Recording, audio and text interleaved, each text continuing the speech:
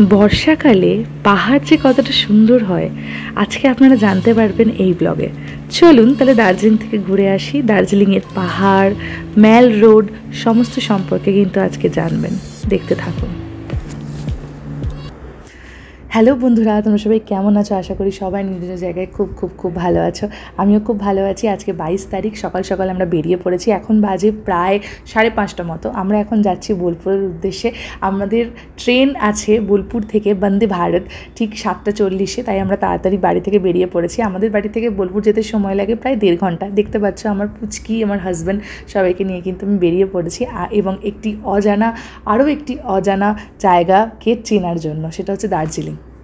আমি এর আগে কোনোদিনও দার্জিলিং যাইনি, এটা আমার ফার্স্ট ট্রিপ। তো আমি খুব এক্সাইটেড ছিলাম দার্জিলিং যাওয়ার জন্য। তো আমরা সকাল সকাল তাই বেরিয়ে পড়েছি। আমাদের ছিল বন্দে ভারত ট্রেন, তাছাড়াও কিন্তু তোমরা কাঞ্চনকন্যা, কাঞ্চনজঙ্ঘা, সরাইঘাট এক্সপ্রেস, তিস্তা তোরসা এক্সপ্রেস, তাছাড়া উত্তরবঙ্গ এক্সপ্রেস, দার্জিলিং মেল তো আছেই। আমি সব ডিটেলস কিন্তু তোমাদের ডিসক্রিপশানে দিয়ে দেবো উইথ টাইম। অ্যান্ড তার সাথে কিন্তু তোমরা এই ভিডিওটার সাথে তোমরা কিন্তু অনেক তথ্য জানতে পারবে। তো তোমরা কিন্তু কেউ ভিডিওটা স্কিপ করো না। প্রকৃতির এই সুন্দর দৃশ্যের হাতছানি দিয়ে খালি মনে মনে ভাবছি যে দার্জিলিংয়ে গিয়ে সেই পাহাড়ের সুন্দর পরিবেশ আবার কখন দেখতে পাবো। এই ভাবতে ভাবতে কিন্তু আমরা বোলপুরে পৌঁছে গেছিলাম এবং ঠিক টাইমে কিন্তু আমাদের বন্দে ভারত চলে এসেছিলো, ঠিক 7:40-এ ছিল। তো এখন দেখছো আমরা ট্রেনের ভেতরে আছি। তোমরা যদি চাও আমি কিন্তু বন্দে ভারতের একটা সেপারেট ভিডিও তোমাদের জন্য নিয়ে আসবো, যেখানে কিন্তু বন্দে ভারতের রিভিউ থাকবে, তাদের খাবার রিভিউ থাকবে। আমরা যে টিকিটটা নিয়েছিলাম সেটা চেয়ার কারে নিয়েছিলাম এবং তার সাথে কিন্তু আমাদের ব্রেকফাস্ট এবং লাঞ্চটা ইনক্লুডেড ছিল।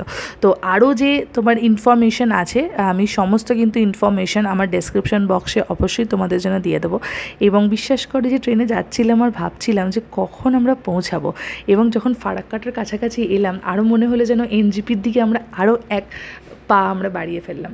এবং এত সুন্দর লাগছিল দেখতে। আমি যতবারই ফারাক্কার ওপর দিয়ে যাই আমার এইটা স্পেশালি আমার এই জিনিসটাকে আমার এত ভালো লাগে এবং আমি সত্যিই খুব মেসমারাইজড হয়ে যাই। তো দেখতেই পাচ্ছ আমরা যখন বন্দে ভারতে এসে পৌঁছালাম তখন প্রায় 1:25 বাজে এনজেপিতে। এবং এখন আমরা বাইরে যাব, বাইরে গিয়ে আমরা ওখানে গাড়ি ধরবো। এবার তোমাদের বলি যে তোমরা এনজেপি থেকে দার্জিলিং কী করে যাবে বা অন্য জায়গায় কী করে যাবে। এনজেপি থেকে তোমরা দার্জিলিং, সিকিম সমস্ত জায়গায় যেতে পারো। এই যে দেখছো এখানে নানা রকমের গাড়ি দাঁড়িয়ে আছে। এখানে কিন্তু শেয়ারিং কার তোমরা পাবে, তোমরা কিন্তু এখানে প্রাইভেট কারও পাবে। প্রাইভেট কারে যদি তোমরা যাও, আমাদের যেরকম মোটামুটি 2200 টাকা লেগেছে, এটা কিন্তু ডিপেন্ড করে সিজনের ওপরে। এটা 2200 থেকে 3000 টাকার মধ্যে কিন্তু তোমার ধরে রাখতে হবে। আর যদি শেয়ারিং কারে যাও তোমাদের ওই পার হেড 350 পড়বে, 300 থেকে 350 মধ্যে পড়বে। তাছাড়া আরেকটা অপশনও আছে, তোমরা এখান থেকে চলে যাবে হচ্ছে শিলিগুড়ি জাংশন। শিলিগুড়ি জাংশনে গিয়ে তোমরা কিন্তু NBSTC বাস পাবে। সেটা তোমাদের ওই হার্ডলি হয়তো 105 to 150-র মধ্যে রেঞ্জে তোমাদের কিন্তু দার্জিলিং পৌঁছে দেবে। তো তোমরা সেই অপশনটাও নিতে পারো। যেহেতু আমাদের কাছে বাচ্চা ছিল সেজন্য আমরা প্রাইভেট কারটাই আমরা চুজ করেছিলাম। এবং যে দাদা আমাদের সাথে ছিল সেই দাদাও কিন্তু খুব ভালোভাবে আমাদের নিয়ে যাচ্ছিলো। তোমরা চাইলে দাদার কন্ট্যাক্ট নাম্বারটাও আমি কিন্তু ডিসক্রিপশান বক্সে দিয়ে দেবো। তো আমি যখন শিলিগুড়ি যাচ্ছিলাম, ভেতর দিয়ে যাচ্ছিলাম, আমরা রোহিণী হয়ে আমরা দার্জিলিং গেছি। তো আমি দূরে দেখো পাহাড়টা দেখতে পাচ্ছিলাম আর মনটা আমার সত্যিই ভালো লাগছিলো। আমি জানি না কেন, তোমাদের এরকম হয় কি না আমি জানি না। তোমরা কি পার্সন অবশ্যই আমাকে কমেন্টে জানিও। তোমরা পাহাড় ভালোবাসো না তোমরা সমুদ্র ভালোবাসো। আমার হাজব্যান্ড কিন্তু সমুদ্র ভালোবাসে, কিন্তু আমার পাল্লায় পড়ে সেও কিন্তু একটু পাহাড় ভালোবেসে ফেলেছে। তো আমি যেটা জানতাম যে দার্জিলিং হচ্ছে কুইন্স অফ হিলস, তো সেইটা ভেবে আমার মনটা না খুব ভালো লাগছিলো। আর ভাবছিলাম কখন আমি তাড়াতাড়ি পৌঁছাই বাবা। আমি তাই মনে ভাবছিলাম তাড়াতাড়ি আমাকে দার্জিলিং পৌঁছে দাও আর আমি যেন পাহাড়টাকে দেখতে পারি। ওই যে দূরে দেখছো ওগুলো কিন্তু টি গার্ডেন। হ্যাঁ, এখন সমতলে টি গার্ডেন দেখছো, এরপর কিন্তু তোমরা পাহাড়ে টি গার্ডেন দেখবে। তো এই সফরটাতে কিন্তু তোমরা আমাদের সাথে অবশ্যই থেকো। ওই যে দেখছো দূরে পাহাড়, আমরা কিন্তু ওইখানেই যাব এবং ওইখানেই কিন্তু আমরা এই আমাদের দার্জিলিং ট্রিপের কটা দিন কিন্তু আমরা এখানেই কাটাবো।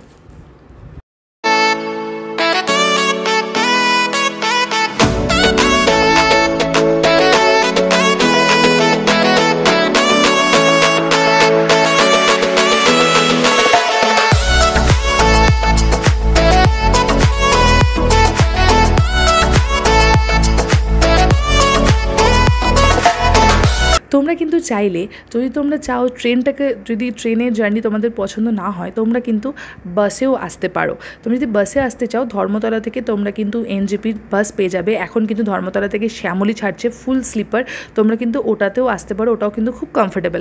তাছাড়াও তোমরা যদি চাও ফ্লাইটে আসতে তোমরা কিন্তু আরামসে ফ্লাইটে আসতে পারো। তোমাদের ফ্লাইটে আসতে গেলে বাগডোগরা এয়ারপোর্টে নামতে হবে, যেটা কিন্তু একদম শিলিগুড়ির কাছাকাছি। সেখান থেকেও তোমরা কিন্তু শেয়ার কার বা এরকম প্রাইভেট কার পেয়ে যাবে। আর যদি বাসে আসতে চাও আমি তো বলে দিলাম তোমাদের এনবিএসটিসির বাস ধরতে হবে। আর তোমরা এখানে কিন্তু অনেকেই আমি দেখলাম যে নিজে কার ড্রাইভ করেও এসছে, সেটাও কিন্তু একটা অ্যাডভেঞ্চার হবে। তো এখানে এই যে মানে সুন্দর পাহাড় আর যেতে যেতে পাশে খাই, তার ভেতর দিকে আমাদের গাড়ি ছুটে চলেছে আমাদের সফর আমাদের মঞ্জিলের তরফে। এবং এই জিনিসটা দেখতে দেখতে না আমার মানে মনটা খুব ভরে যাচ্ছিলো এবং আমি ভাবছিলাম কখন গিয়ে আমি সেখানে পৌঁছাবো। এবার বলি আমরা কোথায় ছিলাম। আমরা কিন্তু ম্যাল রোডের পাশে আমরা কিন্তু সোনার বাংলায় ছিলাম। সোনার বাংলা হোটেলটা কিন্তু খুব সুন্দর, ওই যে দূরে দেখছো ওইখানে কিন্তু আমরা এখন যাব। ওইটা হচ্ছে আমাদের প্রিয় দার্জিলিং শহর। তোমাদের সাথে কথা বলতে বলতে আমরা কিন্তু চলে এসেছি কার্শিয়াং। এটাও কিন্তু দার্জিলিং ডিস্ট্রিক্টের মধ্যেও পড়ে।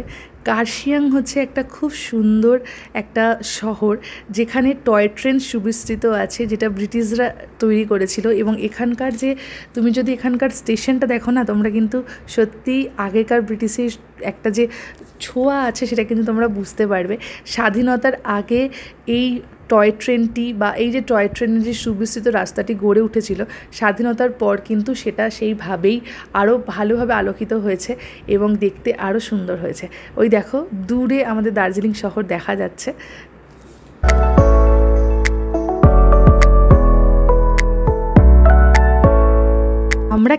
আমরা কিন্তু এখন মাটির থেকে প্রায় 4864 ফিট ওপরে আছি। আমরা আরও কিন্তু যাব প্রায় 2000 থেকে 3000 ফিট ওপরে, কারণ দার্জিলিং অবস্থিত হচ্ছে প্রায় 6000 সামথিং ফিট ওপরে। তো সেটা কিন্তু ভেবেই আমার বুকের ভেতরটা কেমন করছিল। এবং এই ছোটো ছোটো স্টেশনগুলো দেখে মনে হচ্ছিল যে টয় ট্রেন চড়বো, যদিও আমরা টয় ট্রেন চড়তে পারিনি, কিন্তু খুব ইচ্ছা ছিল মনে যে আমরা টয় ট্রেনে চাপবো। But better luck next time, পরের বার এসে হয়তো আমরা টয় ট্রেনে চাপতে পারি। টয় ট্রেন তোমরা যদি চাপতে চাও তোমরা কিন্তু এখানে টয় ট্রেন চাপতেই পারো।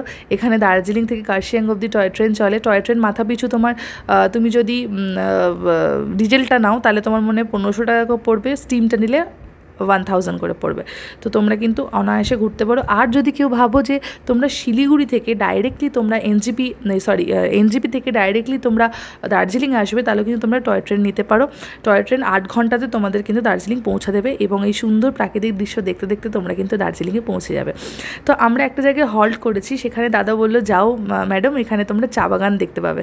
তো ফার্স্ট আমার দার্জিলিংয়ের চা বাগান কিন্তু এখান থেকেই শুরু হলো। আমরা এখানে কিন্তু এসে চা খেয়েছিলাম এবং এখানের ভিউটা এনজয় করছিলাম। আমি জানি না কেন পাহাড় আমাকে প্রচণ্ড টানে। পাহাড়ে এলে মনে হয় যেন আমি আমার নিজের বাড়িতে চলে এসেছি। হয়তো আমার আগের জন্মের কোনো কানেকশন পাহাড়ের সাথে ছিল। আমি প্রচণ্ড পাহাড় প্রেমী এবং পাহাড় দেখলে আমার মন সত্যিই ভালো হয়ে যায় এবং তোমাদের সাথে শেয়ার করতে পেরে আরও মনটা ভালো হয়ে গেল।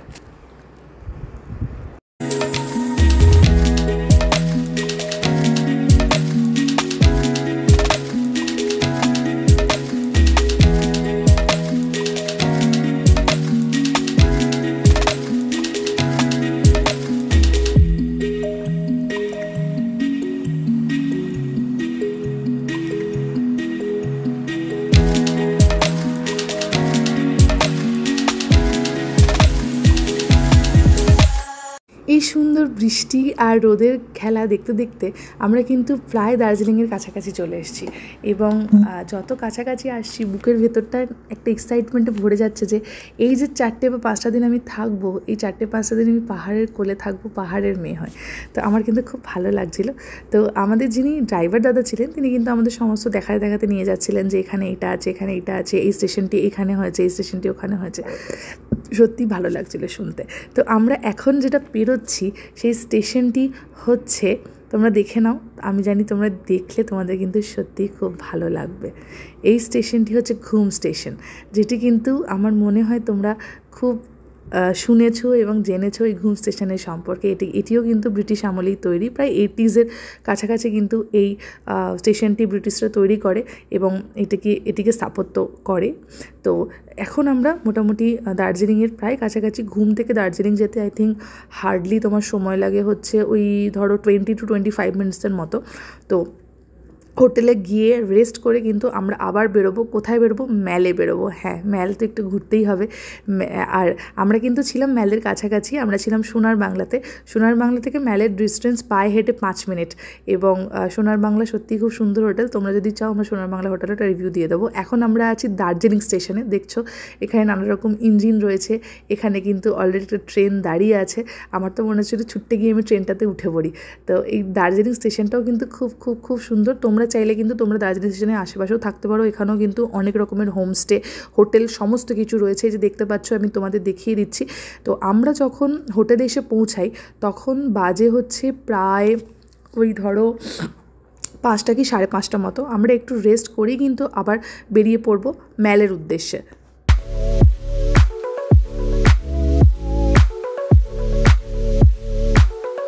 দার্জিলিংয়ে চলে এসেছি, এখন আমরা একটু ম্যালে যাচ্ছি। এই যে দেখতে পাচ্ছ তোমার দাদা পুচকিকে নিয়ে আগে যাচ্ছে। তো ম্যাল রোডটা কোথায় আমরা সেটা জিজ্ঞেস করে বেরিয়ে পড়লাম আমাদের হোটেল থেকে। তো এই যে এখান থেকে গিয়ে হচ্ছে আমাদের ম্যাল রোড। হ্যাঁ, একটু রাস্তাটা উঠতে হয়, খুব পায়ে ব্যথা হয়ে গেছিলো, কিন্তু খুব ভালো লেগেছিলো আমাদের কিন্তু। তো আমরা এখন যাচ্ছি ম্যালে গিয়ে তোমাদের দেখাবো ওখানে কত রকমের দোকান আছে, ওখানে কি আছে না আছে। তোমরা কিন্তু কেউ ভিডিওটা প্লিজ স্কিপ করো না। আর আমার ভিডিওতে একটা লাইক তোমরা দিতেই পারো বলো। এই যে দেখতে পাচ্ছ এখানে কিন্তু নানা রকম ইকুইপমেন্টসের জিনিসপত্র আছে। তোমরা কিন্তু এখানে এলে এখান থেকে কিন্তু এখানকার জিনিসপত্র কিনতেই পারো। আমি কিন্তু অনেক কিছু কিনে নিয়ে গেছিলাম। এখানে কিছু সোয়েটার, তারপরে শল, এগুলোর দোকান তো রয়েইছে, যেটা দার্জিলিংয়ের একদম ফেমাস জায়গা। তোমরা এখানে এলে এখান থেকেও কিন্তু কিনতে পারো।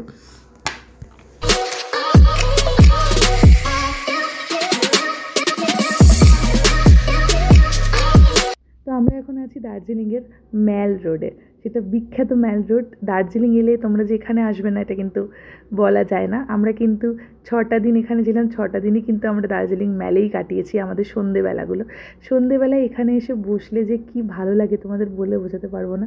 ঝিলাম তো এত বড় রাস্তা পেয়ে পুরো ছুটে বেড়াচ্ছিল এবং আমরা ওর পেছনে ছুটছিলাম। এবং এখানে এসে তোমরা কি খাবে না খাবে আমার শর্টসগুলো তোমরা অবশ্যই দেখো।